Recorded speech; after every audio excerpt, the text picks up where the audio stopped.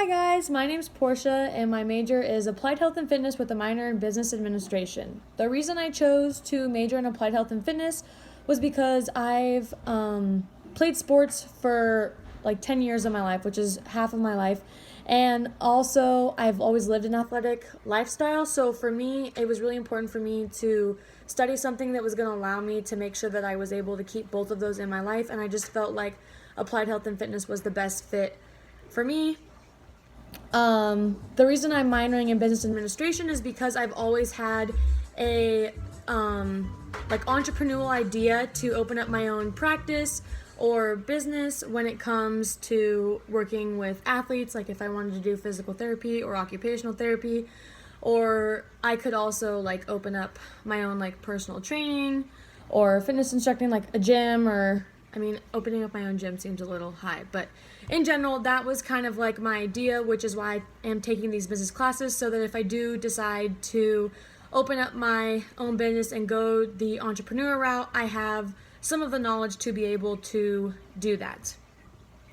As far as the assessments go, for the first one, the Myers-Briggs assessment, I was an INFJ, introverted, intuitive, feeling, and judging. I felt like this one really actually was 100% me. As I was reading through the definition of what it kind of meant when you were this type of person, I was just kind of amazed at how relatable it all was. So that was kind of interesting. And then the next one, the Big Five personality test, it was kind of surprising to see some of my responses, or not my responses, my answers, the answers they gave me.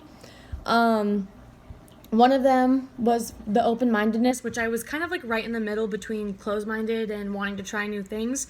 And I've always felt like I've kind of stayed in my way of making sure that I do what I'm comfortable with. And so I've been aware of that for a while. So I've tried to lean more to trying new things and doing things that maybe I'm not as comfortable with, just so that my mind is open to the idea of something new, and who knows, that I could try something new and that could be something that I really like.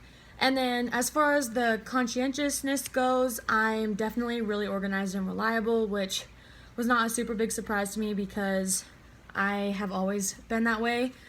And then the extroversion, I was definitely more introverted, which the Myers-Briggs test or assessment told me as well. And then agreeableness, I'm pretty easygoing. I don't really disagree with people. There's a lot of things that people will say and I'll agree with it, or I'll suggest something to add on to what they said, but for the most part I agree with what people say.